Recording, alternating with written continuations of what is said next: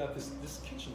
Beautiful, God. Well, this was something that when we moved in, I designed this kitchen, and I had a friend of mine who was a carpenter come in and build it for me. And whoa, hang on a second.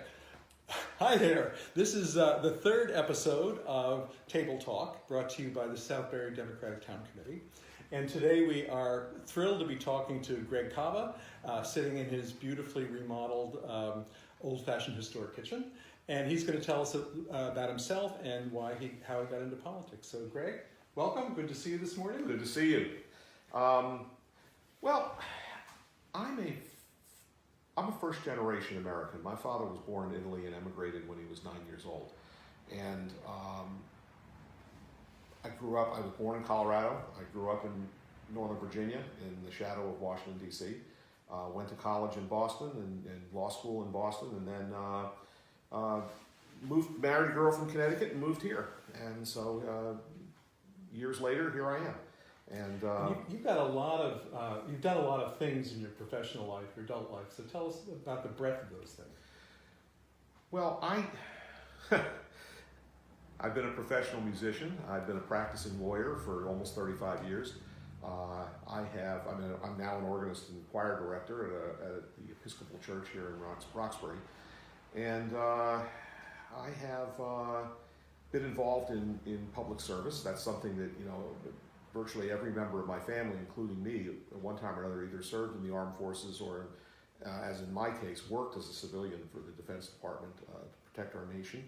And so my family had a history of being involved in public service and local organizations and whatnot, and so it was expected that I would do the same. And I think I started, it must have been in my late 20s, with the Planning and Zoning Commission in Darien. Actually, I was probably 30 at that point. And I have served for a total of about 22 of the 35 years I've been out of law school. I've served on various commissions, land use commissions, the Planning and Zoning Commission and Inland Wetland Commission in Darien, Roxbury's Inland Wetland Commission for 9 years, and I've spent the last 10 years, my third term now, on the Board of Education for Region 12. So I've been involved in public service. I think it's important. If we're going to have self-government, we need to be doing the spade work, and so that I think is very important. So that leads us to why are you running? Tell us about the district and the office you're running for, and why you want to be in that office. Connecticut is a great state. It was where the Industrial Revolution started, and we need another industrial revolution or some type of revolution of economic activity. Our state is suffering, and I think we see bright spots, but we need to coalesce that into something, and we need new ideas in Hartford if we're ever going to be able to get our economy back going. And I think that means new people, new ideas and new people. But one of the animating things, one of the things I find most important is we're seeing an erosion of our constitutional and civil rights in Washington, D.C., whether it be the rights to, we've seen women's rights suffer. We see the right to choice, to access to health care imperiled by an increasingly conservative Supreme Court. We've seen labor rights eroded. Public sector unions have suffered terribly. We've seen civil rights eroded. We've seen marriage equality eroded. After that triumph was achieved, we're now looking at that suffering potential bad actions. And so the point is, if the federal government is going to abandon us and is not going to protect those rights, then we need a robust state government that's committed to protecting our citizens' civil and legal rights. And we need people in Hartford who are passionate about protecting people's rights and people's civil and legal rights. And the only way that's going to happen is if we put people in the legislature and we elect a governor who are passionate about those things. And that is really the reason why, after running barely a year and a half ago, I decided to put my hat in the ring again, because I think public service is important, and I think we need new ideas in Hartford. So that brings us to some of the very specific issues that you care about and some of your ideas to bring reform and improvement in those. So why don't you talk about education? I know that's important to you. I will tell you, education is very important to me. One thing I've learned from being on the Board of Education in Region 12 is that this is the most important thing government does. And I think that we need to make sure that we prepare the next generation, not just for jobs, but for a life that they can have fulfillment. And one of the ways we do that is through the public education system and the university system. But there's another system that needs some attention in Connecticut especially, and that's our industrial and technical education. These areas have been kind of a bit pushed aside and are not getting the same emphasis they used to get. And, you know, I mean, I've done a lot of work on this house, and I've renovated houses built in the 17th, 18th, 19th, 20th centuries, and I've gotten to work with my hands a lot. And I very much appreciate people that manufacture things, that make things, that are able to do things. You know, in my view, the king of all endeavors, all the fancy employment and everything, the king of all endeavors is the true mechanic. Someone that can figure out how to make anything work, that can solve any problem, that does math, engineering, and the sciences with their hands to solve these problems. That's the true master. And while I would love to achieve that, that's awfully hard to achieve. But we need to make sure we have the next generation of true mechanics, people who are able to solve these problems in an ever complicated world. And these are really important jobs, and we're leaving them on the side. That has to come back. We have to have that work in education. A lot of people are concerned about healthcare. Tell us a little bit about your hopes and plans for healthcare in Connecticut. You know, I think that, I mean, there are limited things we can do in that, you know, the chief decision seems to be what type of overall healthcare system we're going to have in this country. But there are things we can do in Connecticut. Our exchange under the Affordable Care Act is probably among the 2 or 3 best in the nation. It's been very effective. It's reduced the number of uninsured people. And it really is a good program, and we need to strengthen it. We need to make sure that it continues to be robust and that we don't retreat from those basic principle of providing health care. And I think that we also need to do something. It's shameful that Medicare can't negotiate prescription drug prices, cannot use the leverage of its millions and millions of members to do that.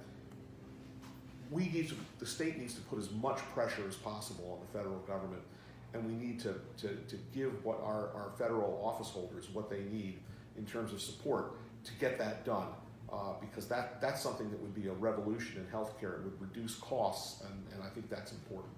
So this area of Connecticut and Connecticut itself has some of the highest proportion of senior citizens. So tell us a little bit about what's important to you about helping seniors. Yes, I think that as I'm fast approaching that age, I think that one of the things people are concerned about is having a secure retirement and being able to go on to living on, for many of them, on a fixed income. And I think that we've got to do what we can to support them to make seniors secure in their homes. And I think one of the first things we can do, this won't help every senior, but it'll help some of them, and that is to end state income taxing of Social Security benefits. Stop taxing Social Security benefits. Another thing we can do is we can make the laws more robust that would allow seniors to freeze their property taxes on their home when they retire. And this way they don't have to suffer increased property tax assessments. The seniors don't have to worry whether they can afford to live in their home or whether they can vote for the school budget. I think that's really important. And I think if we were to allow them to freeze it with whatever that difference is that they didn't pay, recouped when their home is sold and they've left, then I think we actually have the ability to not put too much of a burden on municipal government, but at the same time help seniors stay in their homes. And we need to support robust programs to help seniors enjoy safety, medical assistance, and whatever they need to remain in their homes. And I think we need to do that. We need to make Connecticut a great place to retire. I know you're a passionate supporter of civil rights for all, and you tell a very interesting story about your mom. And could you just tell us that story briefly, and then also some of your thoughts about ensuring civil rights for all? Sure. When my father was in the service, he was in the Army during the Second World War and was stationed at Fort Bragg. My mom was living, my parents were living on a farm, in a farmhouse just off base at the time, and she went into the downtown with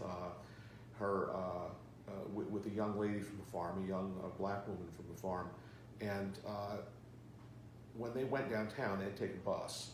And you remember this is early 1943, and that young woman had to go sit in the back of that bus because that was the law. And my mother, who was born in New York of immigrant parents, this was not a happy situation. She just could not understand this. But she knew that if she made a scene, the young woman was the one who was going to pay for it. So she got up and went and sat in the back of that bus with her. And what happened next is, within a day or so, my father faced some, criticism. You got to do something about your New York wife. Well, they used a choice word in there too, and he wouldn't stand for it. And so, from the first early days, we've heard this family story. We were taught to believe that we are not better than anyone else, that everyone is equal to everyone else, and civil rights in this country have been hard won, hard earned, and now they're threatened. And I will stand for civil rights because it's the right thing to do as Americans. And I know you have, this applies to women and the wage gap, right? Yes. That wage gap is disadvantaging women. It's an economic issue.